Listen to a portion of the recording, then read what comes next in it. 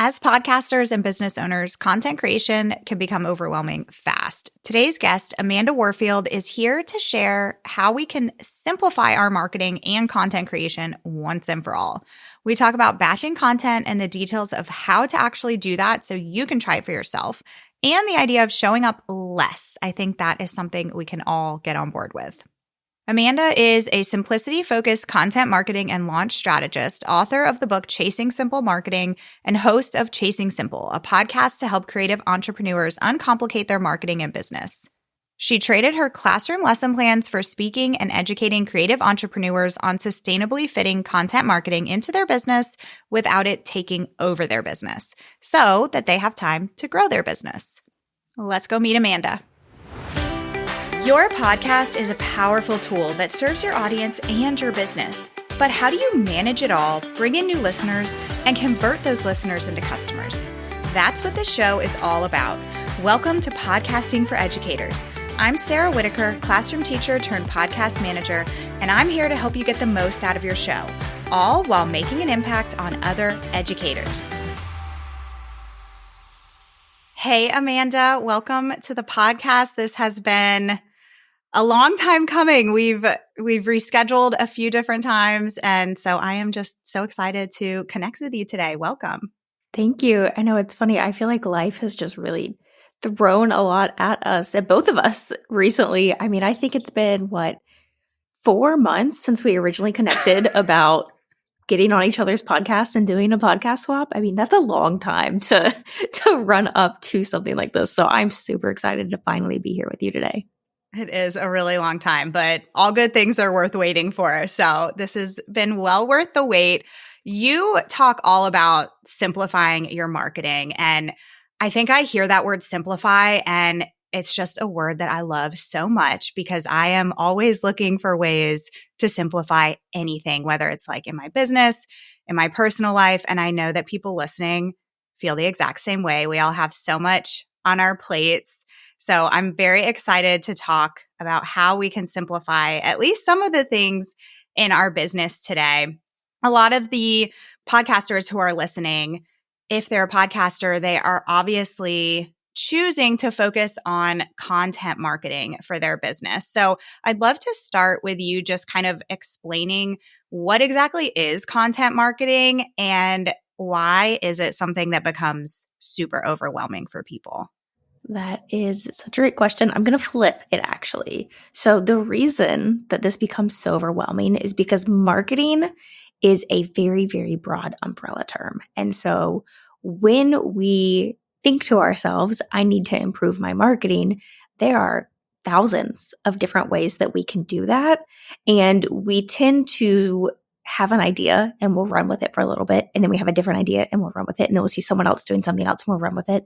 And what ends up happening is we feel scattered and all over the place with our marketing and we're not seeing results. So we think that our marketing isn't effective, that we don't know what we're doing, that we don't know how to market our businesses because we're trying to do potentially hundreds of different types of marketing and trying to improve all of those and do them all at the same time. And we overwhelm ourselves. Well, content marketing is just one small piece of that umbrella. It's just one type of marketing. And within content marketing, you've got all kinds of other ways that you can even further fill out that umbrella. But content marketing is simply the creation and the sharing of content materials, various marketing materials online, whether it's a podcast or YouTube or a blog or social media or email marketing. It's the creation of content itself that you then go out and share in the hopes that it will get more eyes on your business. That's perfect. Yeah. And I totally, what you said about how maybe you're like in a groove with your marketing and then you see that somebody else is doing something and you try that and you kind of just like bounce all over the place. I think that we do that a lot. So what do you see is the reason that like once people are focusing on content marketing, like when does it become overwhelming for people and how can we simplify this process so that it's not so overwhelming? It becomes so overwhelming because we see all of these different experts telling people what best practices are. Because that's our natural, human instinct is, how do I do this in the best way possible so that I see the most results? And so those are the type of questions that get asked, which makes the different experts tell those different results and say, okay, well, you need to put out X amount of podcast episodes each month.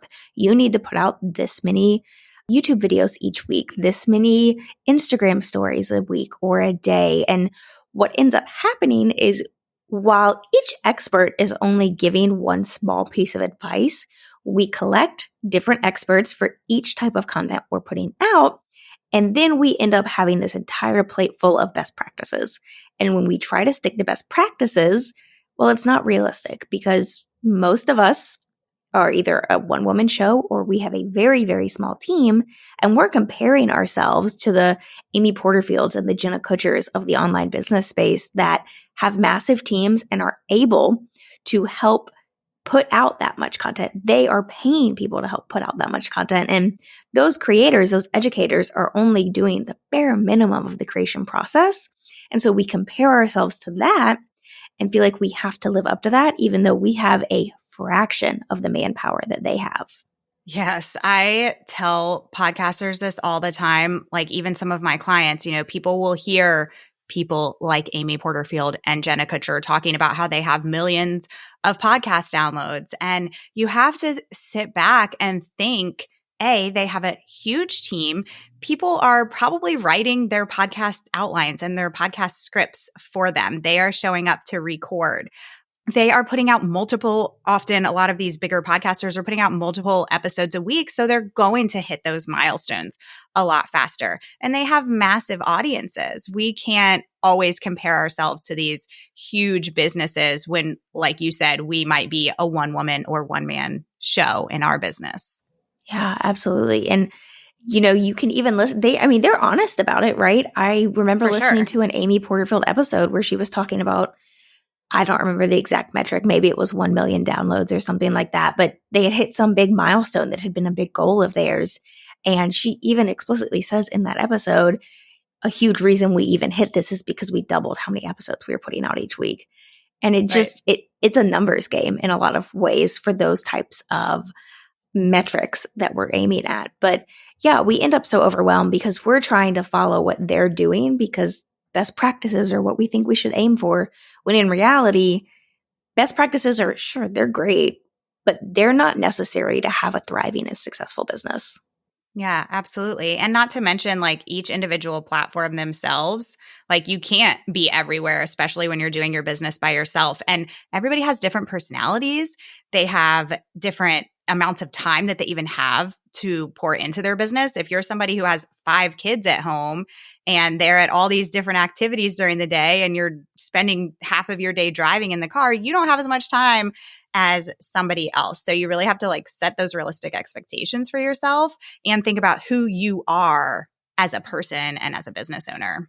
Absolutely. And even just looking at different business models that we all have, right? I mean, obviously, most of the people listening are educators and they're probably either have or are working on online courses, but most of us have to sustain ourselves with clients in some way, shape, or form, in addition to the education side of our business. Whereas these bigger names, they don't have to do that. They can simply just run the education-based side. So they're not having to pour themselves into client work every day. They're not having to spend so much time one-on-one with others. They're able to focus on some other things like marketing and operations and leadership versus the actual day-to-day nitty-gritty. And that just, frankly, it takes away how much time you have to market. Okay, so that kind of leads us into this big question of what can we do to really simplify things and make content marketing just a little bit easier?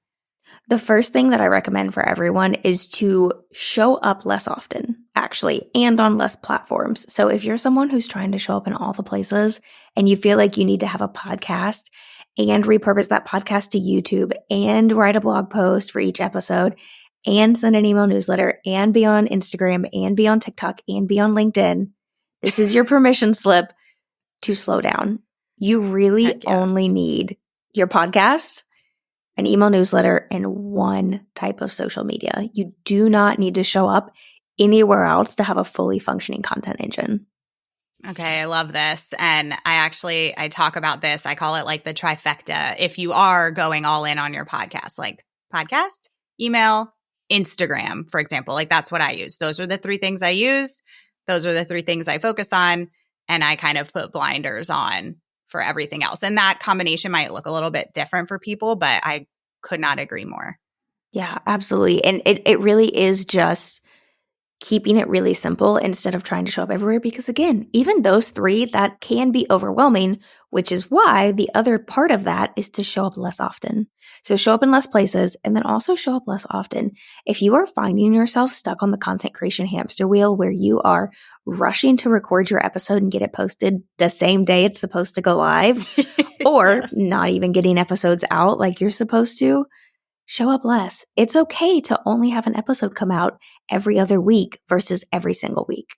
That is perfectly fine. And like I said, you can have a thriving and successful business with an every other week schedule versus feeling like you need to show up every single week or even multiple times a week. It's just not 100% necessary in order to see that success. So show up less often. Cut back on how often you feel like you need, quote unquote, to show up and show up at a rate that is going to actually be sustainable for you and for your business. Yes, because if you are on that hamster wheel and you're like pushing yourself and barely getting out your weekly episodes, and if you do miss a week or you're scrambling every single week, then you're beating yourself up internally. Like, why can't I keep up with this? This is too much. So yeah, sometimes you just need to take that step back and say, okay, I'm going to take this pressure off myself. I'm going to switch to every other week. Or I know a lot of podcasters who don't even, they like completely take social media out of the equation. And like you said, they have a thriving business and a thriving podcast. Yeah, absolutely. The other tip I have that can help with the whole social media thing, if you're like, I want to have a presence, but I don't want to show up a ton, is to repurpose and reuse content that you've created. So take your podcast episode, transcribe it using Descript or Otter, or there's a ton of others. Have it transcribed though, and then literally copy and paste parts of that transcription to use as social media captions and pop it up with an image. It can really be that simple. And then you're not having to start from scratch or reinvent the wheel. You're able to just go, okay, this was a major point from this week's episode. Let me just pop it into social media. And you can easily take 5 different captions from a podcast episode transcript and use them on social media. And you've got a few weeks worth of content right there where you're not having to come up with anything new. You're literally just copy and pasting. Yes, that's so true. And like, I think we hear this term repurposing all the time, but so many of us are not actually doing it and doing it in a way that's so easy, like you just explained. You have that transcript. It's already in your voice for your social media caption because you're the one who recorded the episode. And yeah, just like pull out those little pieces. It doesn't have to be reworded in a crazy way. You can literally like copy and paste it onto Instagram if you need to. Absolutely. And the same for your email newsletter. Copy and paste into your email newsletter and let that be your newsletter for that week. Mm-hmm. Yeah, absolutely. I love that. Yeah. And then the final tip I have for keeping it really simple is to batch out your content. And this is the one I get the most pushback on, but Yeah. it is the one that truly makes the biggest difference because when you're able to only have to think about content creation once a month, that leaves you 3 weeks every single month that you are marketing your business without actually having to market your business. It's doing it for you, and you're able to take a break to really focus on your clients, to focus on those operational things that you need to do behind the scenes to move the needle.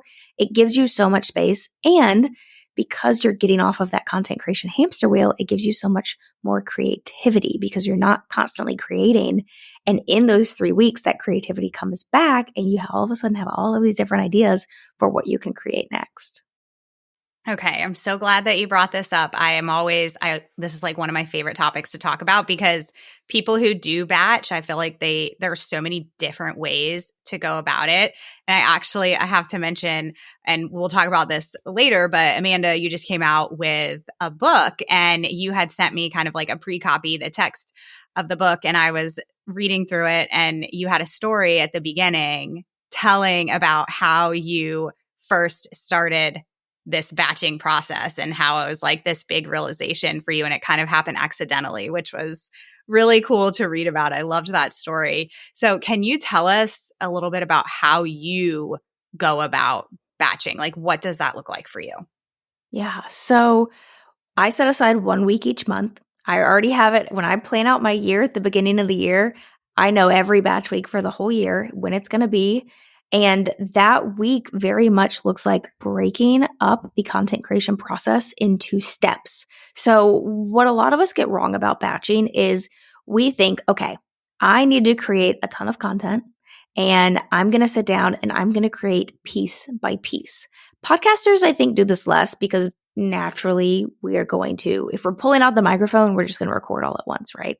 But we see this a lot with social media, with email newsletters, with blogging, especially where we'll go, okay, I need to write 10 email newsletters for the next month. And I'm going to write the first one and then I'm going to edit it and then I'm going to get it scheduled. And then I'm going to write the second one and I'm going to edit it and get it scheduled.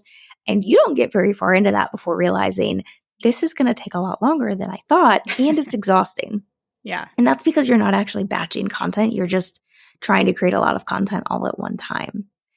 Whereas with batching, instead of creating piece by piece, you want to think of it like baking a batch of cookies, right? You're not baking one cookie at a time. You're not mixing the ingredients, forming the ball, putting one cookie in the oven, mixing the next set of ingredients, forming one ball. But you're not doing that.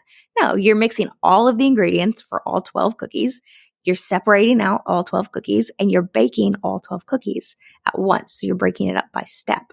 So what we would want to do is we would want to start by, okay, I'm going to outline every single podcast episode I need to record for the next month.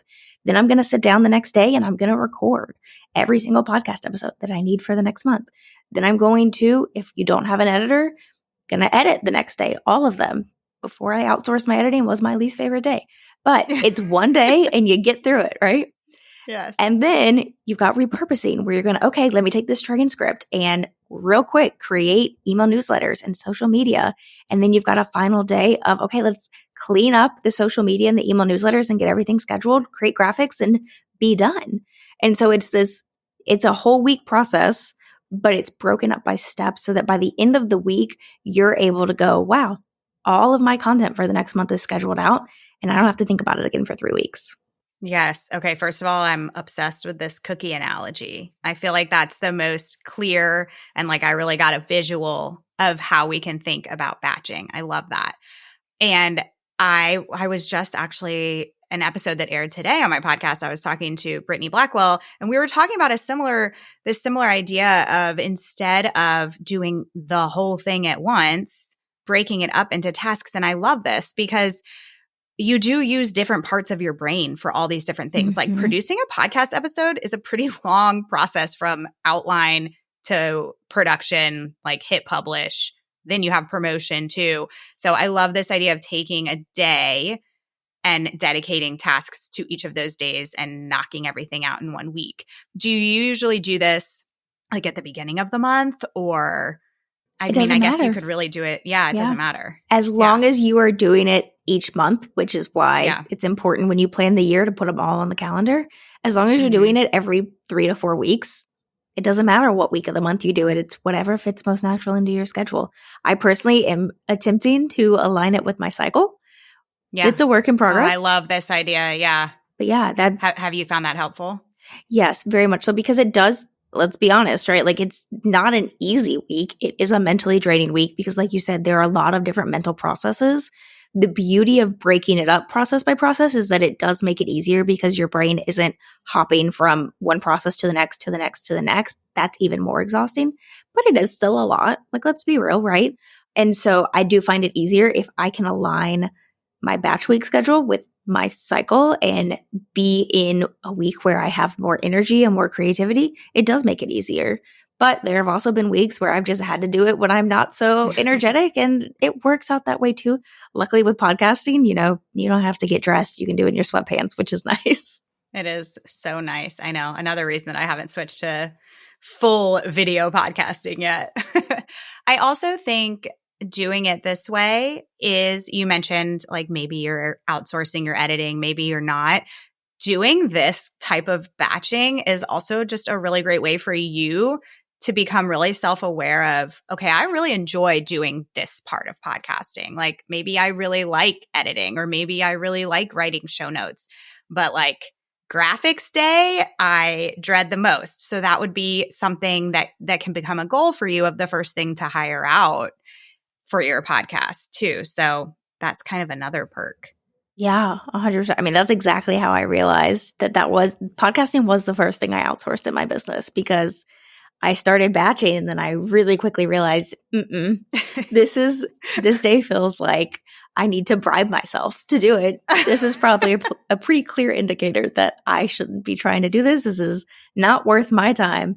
And, it's funny, when it was the first thing I outsourced. So I was having these conversations with my husband of like, I think I need to outsource this. I think I need to hire someone. And he was like, does that make sense ROI wise? And I was like, mathematically, no, but mentally, 100%. Maybe not on paper. I can girl math this for sure. Yeah, absolutely. It's 100% worth it. And it's so worth it. It's been years and I cannot imagine ever having to edit again. Yeah.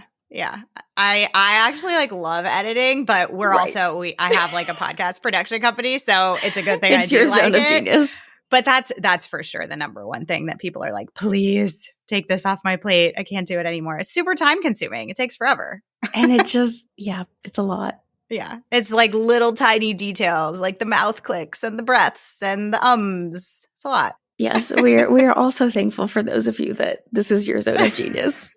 Yes. For my own podcast, I have a podcast manager and she does it for me because I think it's good from a creator standpoint to be able to pass that part of the process off to somebody else so that you can focus on the content creation and you're not second guessing yourself as you're editing your episode and feeling like you have to dissect it. Yeah, 100%. Well, okay, now that we're on this topic of batching, I especially think about this with Instagram. Like if you were to batch your Instagram content, when I hear people do this with Reels, especially, the question of, okay, well, we're told to use trending audio and things like that. So how does that fit in if you're batching a bunch of your content? How does that work with trends? Will trends be then dead before it becomes time to post the content? This is a great question. This is something that I talk about in the book, is my Sunday theory, where what we want is the majority of our content to be education-based, because when your people are educated, they're more aware of whether or not they actually need your offer. And if they're more aware of whether or not they actually need your offer, they're more likely to be a great client or student versus someone who gets in and isn't happy with it. So that's what we want. We want educated people. Plus, it just is an easy way to market by helping, let me give some value to you, and you can decide whether or not you want to stick around. So I always say, for myself and for my clients, the vast majority of what you put out should be education-based, teaching your audience what it is that you do and how you can help them. That stuff, it's really easy to it's like stories. You hold the phone up to your face, you give a tip or two, and you move on. And so then the audio is your own voice and it's evergreen. The other parts of an ice cream sundae, though, so that's the ice cream, right? You've also got the caramel or the hot fudge or whatever, that your marshmallow fluff, whatever you want that topping to be. Those are going to be things like personal things, letting others get to know you, sharing about your dog. Or, you and I connected with this before we hopped on hit record, right? You saw that I was posting about Carolina football and you were like, oh, hey, my parents went to USC too.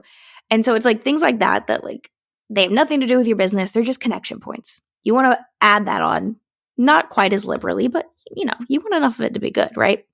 Yeah. Then you sprinkle on the trending content. So when it comes to batching out Reels and content that we tend to think of as more trendy, you would want to batch out the educational, the ice cream, and the personal, the fluff. But then, because you've batched and because you don't have to worry about recording next week's podcast episode or writing this week's email newsletter, you have the mental capacity to see a trend and think, oh, I know how I could turn this into something, and then create it and post it in the moment.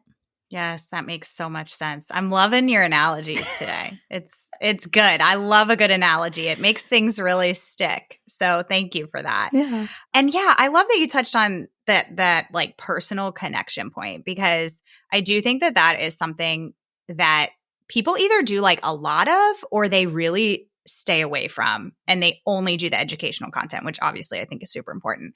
But adding in those little details of your personal life, things that you like, things that you dislike, that definitely does add to like you as a brand, and it does help to build that connection so much. And I think especially on like Instagram stories, that's super easy to do here and there throughout the day or throughout the week. Yeah. Now, I'm curious. Sorry, did you want to say something? Well, I was just going to say we buy from people that we know and that we feel like we know. We buy from people we like. We buy from people we trust. And the best way to build that connection is through personal connections. That's why networking is so important, right? Because you go out and you meet someone and you have that personal connection. And that's what that personality content can do as well. It makes people go, oh, we have this connection to USC, or, oh, I'm also a crazy cat lady, or, oh my gosh, I also love Taylor Swift. You know, you build these connections with people and they're more likely to buy from you. Mm-hmm.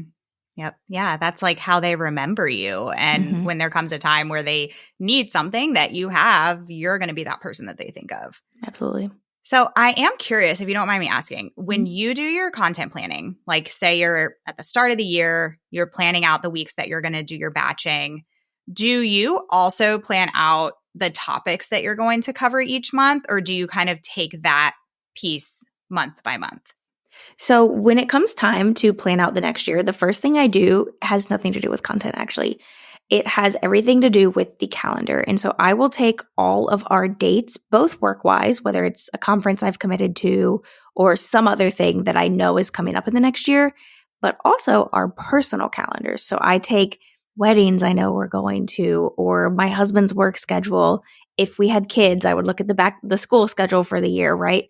And I add all of those dates, personal and work, into one calendar so that I have a really clear view of how busy different months are, so that I don't put a launch in a really busy month. Once I have that all figured out, then I will look at, okay, what are my goals? And this is probably way more than you really asked for, but all of it's important. I love hearing people's planning process. I always think it's so interesting. So I'll take my goals and go, okay, what's the revenue goal for the year? And what's my projected revenue? What are my offers? And I list them all out.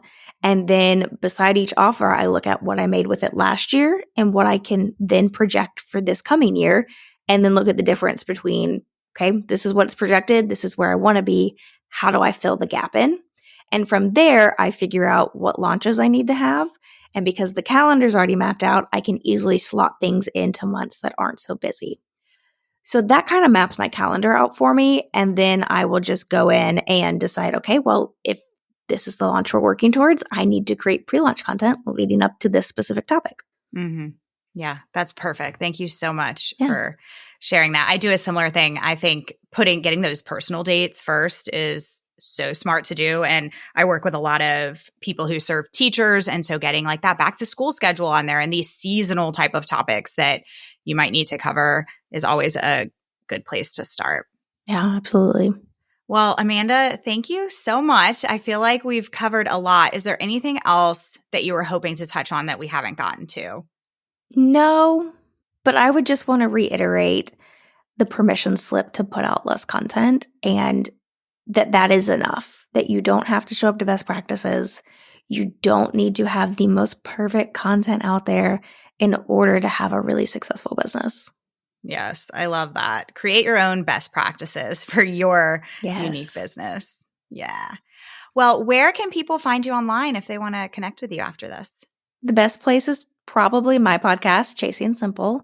It's all about simplifying your marketing and simplifying your business. And, you might even find an interview from Sarah over there as well. And we've mentioned my book here a few times in this episode. So if you wanted to check that out, you can go to Amazon and search for Chasing Simple Marketing, or search my name, Amanda Warfield, and it'll pop right up for you.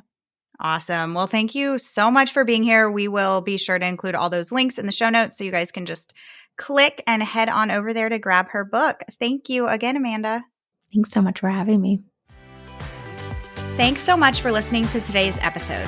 To keep this conversation going, connect with me on Instagram at Podcasting for Educators. I'm always looking for an excuse to talk about podcasting. If you're looking for support in launching, managing, or growing your podcast, check out my online course, the Podcasting for Educators Prep School, at podcastingforeducators.com/prep school. I'll see you here next time.